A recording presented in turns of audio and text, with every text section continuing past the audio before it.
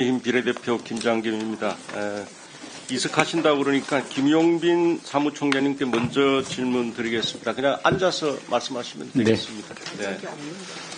앞에서 부정선거 관련한 음모론이 나왔는데 이런 토양을 선관위가 제공한 것이라고 생각하지 않습니까? 선거관리 부실로 인해서 이 의혹이 발생했다는 점에 대해서는 인정합니다. 그리고 그 부분에 대해서는 누차에 걸쳐서 저희들의 잘못에 대해서 사과를 드렸고 지금 역시 마찬가지 생각을 갖고 있습니다. 그런데 이제 부실 선거뿐만 아니라 자 PPT 하나 보시죠. 최근에 감사원 감사 결과를 보면은 선관위는 가족회사라는 풍자 사진이 나와 있습니다. 이게 보면은 엄마 사무관, 장남 주무관, 아빠 서기관, 막내 인턴, 장녀 주무관요. 선관위 직원 단체 사진이라고 합니다. 이 선관위 가족 채용 비리를 풍자하는 그림인데 이게 근데 감사원 감사 결과는 상당히 충격적이죠. 뭐 언론 보도 좀 봐서 아는데 다 아시죠? 네. 네, 보시면 2013년 이후 실시한 총 167회의 그 시도 선관위 경력 채용에서 규정 위반이 총 662건. 같은 기간 중앙선관위에서 실시한 총 124회 경력 채용에서 216건 이렇게 위반이 확인됐는데 이것은 뭐 복마전이라고 생각하지 않습니까? 네.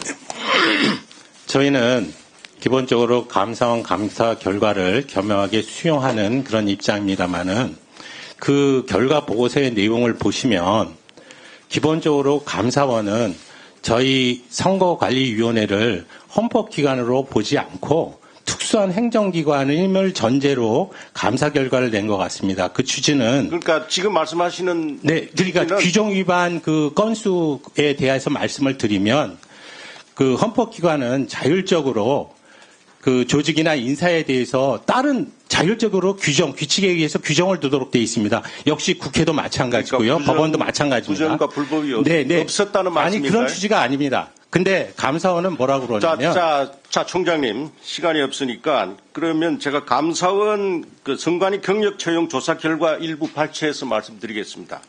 전남 선관위는요 박찬진 전 사무총장 딸을 합격시키기 위해서 면접 점수를 조작해서 기입합니다. 강화군 선관위는 김세환 전 사무총장과 친분이 있는 인물들을 면접위원으로 선임합니다.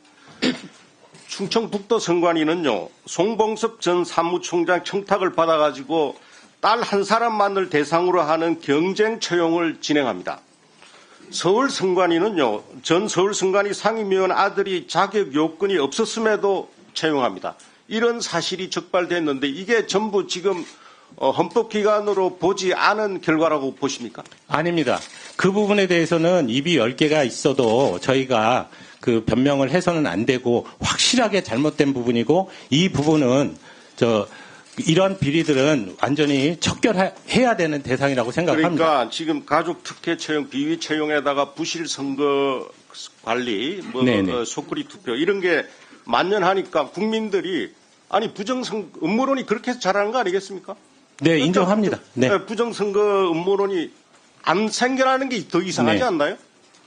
그러니까 이게 지금 상황에서는 이 선관위의 자정 능력을 도저히 저는 기대할 수 없거든요. 그런데도 헌법재판소는 감사원 감사를 앞으로 받지 않아도 된다.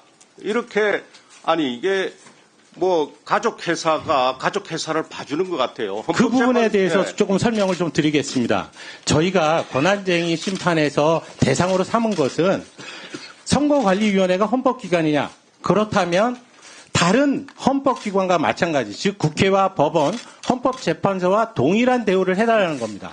그런데 감사원법의 처음 제정 취지는 선관위도 감사원 감사를 받아야 된다라고 주장하는 말씀을 드리는 보도가 부분이 많이 나왔습니다. 선거관리위원회가 헌법기관이라는 일단 판정을 해주고 그렇다면 다른 헌법기관인 국회나 법원, 헌법재판소와 이 헌법기관인 선거관리위원회를 차등해서 대우하는 것이 맞느냐, 이 부분에 대해서 판단을 구했던 것입니다.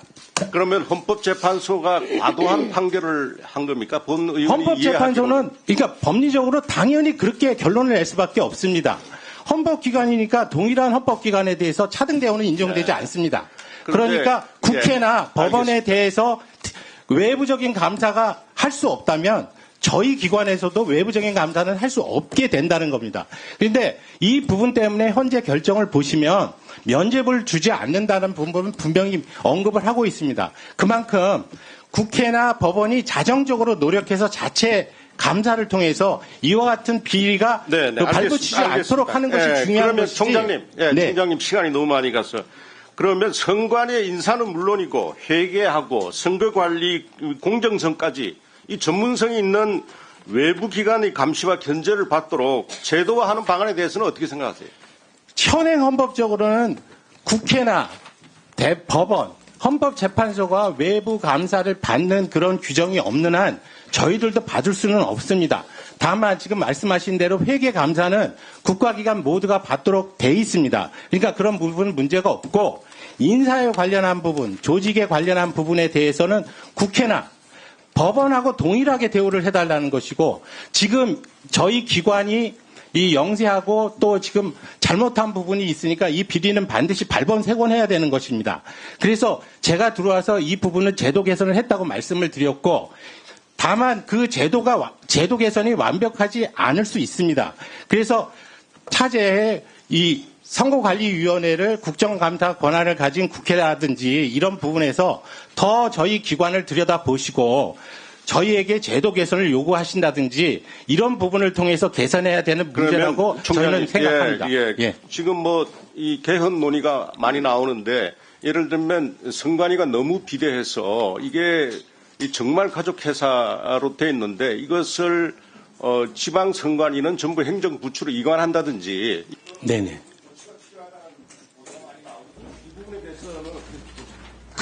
그런 의견도 충분히 가능합니다. 즉 선거관리기관이라고 해서 헌법기관이 당연히 되는 것은 아닙니다. 즉 선거를 치르기 위한 제도이기 때문에 심지어 상설기관화 할 수도 없습니다. 그러니까 한시적으로 운영하는 제도로 운영하는 나라도 있고요.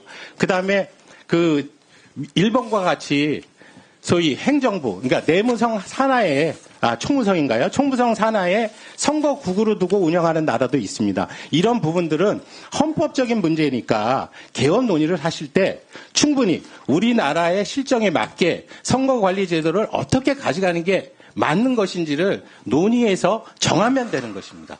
제가 말씀드리고 우리 위원회에서 말씀드리는 취지는 현행 87년도의 헌법에 의하면 분명히 헌법기관이고 따라서 다른 헌법기관과 차등 대우하는 것이 잘못된 것이다라고 말씀을 드린 것뿐입니다. 네, 감사합니다. 김용빈 총장님, 선관위 사무총장으로 임명되신 게 몇 월 며칠입니까? 몇 년? 2023년 7월 26일자입니다. 임명은 누가 했습니까? 저희 기관의 특성, 즉 헌법기관에서는 인사권, 그러니까 독립성을 굉장히 중요시하기 때문에 대통령이 임명하는 게 아닙니다. 누가 선거관리위원회에서 의결을 통해서 선거관리위원장이 임명한 겁니다. 네.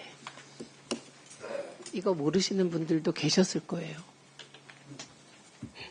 정동영